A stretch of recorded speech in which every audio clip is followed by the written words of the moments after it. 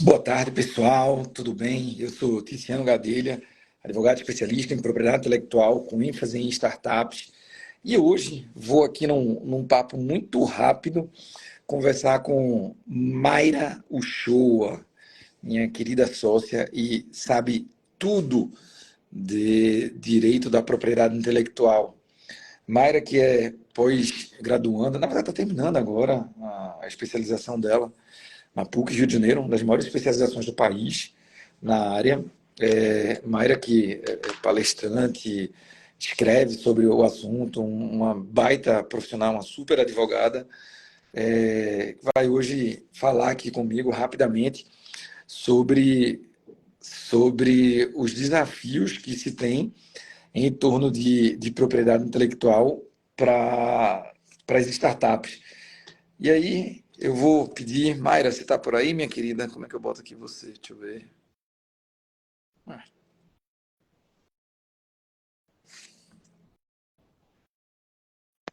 Agora. Agora. E aí, Mai, tudo bem? Tudo bom, Tice? Tudo certinho. Que maravilha! Mai, já te apresentei aqui o interesse desse papo da gente é ser algo bem leve, tá? Só para o pessoal que estiver aí querendo entender um pouquinho mais desse assunto, ouvir de alguém que sabe tanto quanto você. E aí, para a gente falar um pouquinho sobre como as startups têm uma dificuldade em lidar com a propriedade intelectual, em especial com as marcas, né? As marcas já são muito semelhantes de uma empresa para outra. Você tem marcas que não são tão distintivas e ao mesmo tempo você também tem outras que criam marcas extremamente distintivas e tem aquele difícil equilíbrio, né, Mai? Se você tem uma marca que ela é muito forte sobre o aspecto publicitário, ela é frágil no aspecto jurídico, tende a ser. Se você tem Sim. uma marca, não é muito fácil sobre o aspecto publicitário, por exemplo, sei lá, a Casa do Bolo, juridicamente ela é muito difícil, né? Como é que você vai proteger? Casa do Bolo só você vai ter, é difícil. Então, eu queria pedir aí para você comentar um pouquinho, você que escreveu aí, que palestrou ontem, que está bem antenada com esse cenário, Mai. Me conta um pouquinho, por favor, do que está acontecendo com essa situação do Didi. Me parece que a imprensa noticiou de uma forma imprecisa, não foi juridicamente. Ontem saíram em vários canais de comunicação, acredito que o Metrópolis, a Folha, canais que são no, no- no âmbito jornalístico de respeito, de boa recomendação, mas em algum ponto faltou um pouquinho de aconselhamento jurídico voltado para a propriedade intelectual, especificamente sobre esse caso do Didi, porque se noticiou que Didi deixaria de utilizar a sua marca, ele seria impedido por uma empresa chinesa de ser chamado por Didi, né? E aí mencionou-se que o INPI havia enviado vários e-mails, feito várias notificações para Didi pagar a prorrogação de sua marca, enfim, havia algumas informações a mais nessas notícias. E o que Necessário, né? necessárias para poder ilustrar um pouco do que era aquele cenário. Mas ficou um pouco imprecisa em alguns pontos, tá? Porque, de fato, o Renato Aragão, ele tem várias marcas registradas no INPI, no CNPJ dele, Renato Aragão Produções Artísticas, LTDA. São mais de 7 páginas, no próprio site do INPI de marcas que ele depositou ao longo de sua carreira. Ou seja, Então, dezenas de marcas, né? dezenas e dezenas de marcas. Acredito que mais de 70 marcas ele tenha depositado ao longo de sua trajetória, que é algo extremamente positivo, porque ele, como artista, se preocupa na manutenção da sua marca perante o mercado. E dentre elas, a gente tinha as aventuras de Didi, de City, Recruta 49, os Trapalhões, a gente tinha diversas marcas que estavam sempre voltadas para os filmes que Didi fazia, as séries, o seu programa semanal na Rede Globo. Inclusive, ele até chegou a depositar a marca da própria filha, Livinha, no INPI. Então, ele era historicamente bastante preocupado com suas marcas. Mas a marca especificamente Didi, ele nunca chegou a depositar. Só o Didi, né? O RA, como do Renato Aragão, o RA ele já tinha depositado, tinha sido concedida na época, mas o Didi em si não tinha sido registrado por ele. Então, essa empresa chinesa veio ao Brasil, né, e desde 2019 ela tem a marca Didi concedida para diversas classes, voltadas para o meio automobilístico, para peças, para ferramentas de carro, né? E recentemente o Didi, em outro CNPJ dele, fez o depósito da marca Didi CIA, Didi e Companhia. Então, provavelmente são novos projetos do Didi que ele está visando algumas novas peças, algum novo programa, enfim. Porque todas essas marcas, Didi CIA, Didi Companhia, Didi e sua turma, foram 4 ao todo no novo CNPJ, estão na classe 41, que é a área de entretenimento, de educação, de eventos. Então, provavelmente, quando houve esse depósito, ele ficou sabendo que essa empresa chinesa também tem a marca concedida Didi, mas para uma atuação diversa. Mas para também dizer que não falamos das flores, a marca Didi, somente o Didi, ela chegou a ser depositada e concedida, mas para a empresa Estrela, que era uma empresa de brinquedos. E era justamente para assinalar esse tipo de serviço. Provavelmente Didi tinha algum boneco, alguma pelúcia nas décadas passadas, e essa marca foi solicitada pela empresa, pela Estrela, foi concedida pelo INPI na época e ela ficou vigente até 2002, né, há 21 anos atrás. Ela foi extinta porque, aparentemente, a Estrela não tinha mais interesse em explorar economicamente a marca e não fez a renovação do decênio. Então, a marca Didi para brinquedos foi extinta. Então, desde 2002, a gente não tem uma marca específica Didi, né? Nem dele, nem da Estrela, nem de outras empresas, né? Nem dele, nem da Estrela. Tá bom, excelente apanhado, excelente resumo. Eu só vou te pedir uma coisa. Eu entendi perfeitamente tudo que você falou, mas explica para o pessoal, não sei se todo mundo aqui é da área de propriedade intelectual, explica para o pessoal o que é depositar e o que são essas classes que você está falando, por favor. Perfeito. Depositar é quando a gente tem a intenção de registrar uma marca perante o INPI, que é o Instituto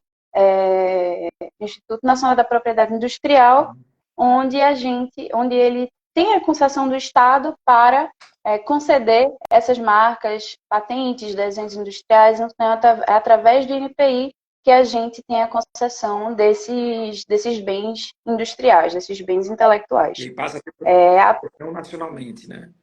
Isso, a proteção em todo o território nacional.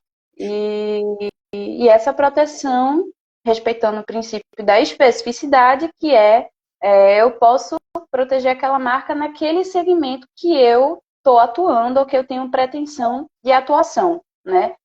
Então, para isso que existem as classes. As classes são divisões, tá?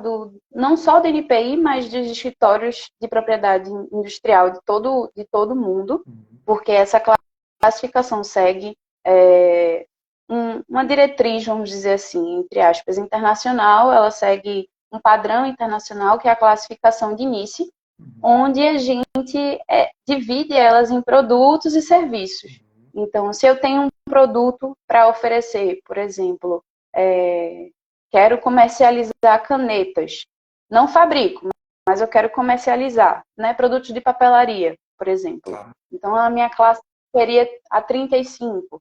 Se eu faço eventos, né? Eu faço cursos sobre empreendedorismo, a minha classe seria a 41. Então, cada classe diz respeito a um produto ou um serviço que aquele empreendedor pode oferecer para a sua clientela.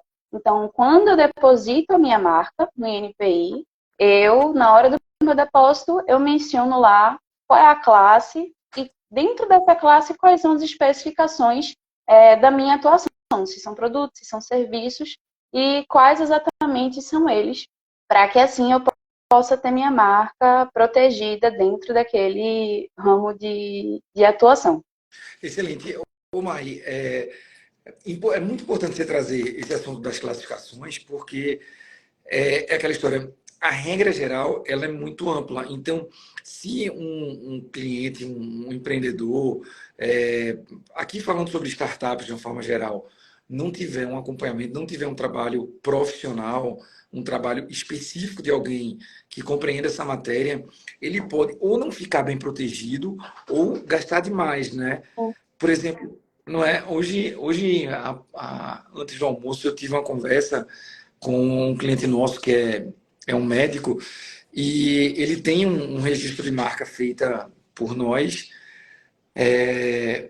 Enfim, é um médico daqui de São Paulo, eu estou hoje aqui em São Paulo, e ele queria que a gente fizesse um novo processo para ele, para podcasts. E a minha resposta para ele foi, cara, não é necessário, porque ele já tem um processo conosco para a classificação 41, essa que você falou de serviços, e nela já tem a parte de vídeos, de divulgação, de eventos, etc. e tal. Então, não me parece que seja necessário fazer um novo processo para essa mesma especificação, na verdade, mesmo logotipo e tal, não é? É, quando a gente não faz alterações na nossa marca, a nossa marca ela se mantém a mesma na forma com que a gente depositou o registro e a gente continua atuando naquele ramo onde a gente colocou nas especificações e tudo mais, muitas vezes não se faz necessário fazer um novo depósito de registro, né? Quando a gente tem uma atualização dessa marca, né, a gente mudou o nosso Logotipo, logotipo, né? então fez alguma mudança no logotipo, fez algum acréscimo de alguns termos, ou então a gente tirou alguns termos da marca, na forma com que ela foi depositada no INPI, aí sim seria recomendável fazer esse novo processo para não ter risco dessa marca no futuro ser extinta por uma caducidade, né? Que é quando terceiros têm a intenção de explorar aquela marca naquele segmento e notam, olha, eles fizeram esse depósito no ano de 2002. Não, E hoje em dia eles usam uma logomarca totalmente diferente. Né? Eu estou vendo o que eles usam, mas eles usam uma logomarca totalmente diferente. Então, eu posso pedir ao INPI extinguir esse processo pela caducidade. Lógico que o titular da marca vai ter o seu tempo para defender a sua marca, para comprovar que nos últimos 5 anos, talvez ele tenha utilizado a marca naquele logotipo antigo ainda, de fato, mas se não tiver o acompanhamento devido, de ter um monitoramento bom e profissional em relação a essa marca, ele não tiver esse material para apresentar para o INPI como defesa, é muito provável que essa marca possa vir a ser extinta e fique livre para os concorrentes utilizarem, né? é o que é um problema, né? Porque você pode, em tese, até mudar o nome, mas se o logotipo estiver fazendo menção a um outro, é perigoso. Foi ótimo você fazer essa ressalva. Eu lembro de um caso recente que a gente agora pode falar, as marcas já estão registradas e tal.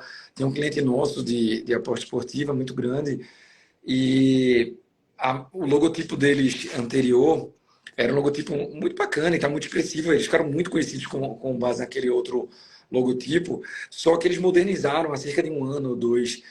E se eles não tivessem protegido os dois logotipos, o risco que a gente teria era de mais uma dessas bets, que todo dia surgiu uma nova, utilizar a palavra bet naquele logotipo e mudando apenas o resto, o complemento.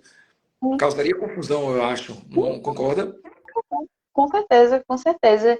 E pequenas mudanças muitas vezes causam todo esse impacto no próprio processo de registro de marca, que aí pode ser considerado pelo INPI como uma mudança total da marca, né? Como aquela marca não está mais atuando naquele segmento, não tem comprovação de estar se mostrando daquela forma para o mercado, então aquela marca está disponível, ela estaria sendo considerada como se fosse uma marca reserva, né? De que não está sendo usada. Então, é extremamente importante nas alterações de logotipo, nas alterações, mesmo que pequenas, na própria questão nominativa da marca, se eu estou acrescentando algum termo antes ou depois dela, mesmo que simbólico, pequeno, é importante fazer essa atualização nos processos de NPI. No caso, não dá para atualizar um processo que já está em curso, né?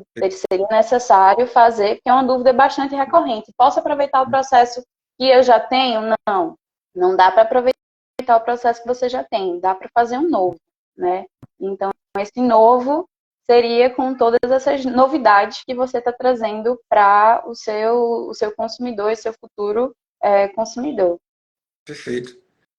Tá bom, Mai. Era isso. Obrigadíssimo pelos esclarecimentos. Eu acho que ajudou aí todo mundo a entender um pouquinho mais desse mundo das marcas, né? Em especial aí para as startups que estão nessa profusão de criações, né? Que às vezes mudam o modelo de negócio, às vezes mudam a marca, às vezes mudam apenas a identidade visual, mudou a cor, mudou. Enfim, acho que você esclareceu bem demais para esse pessoal. Obrigado, Mai. É isso. Um beijo para Obrigada, você. Felipe. Obrigada, Valeu. pessoal. Até Tchau, mais. tchau. Valeu, gente. Tchau.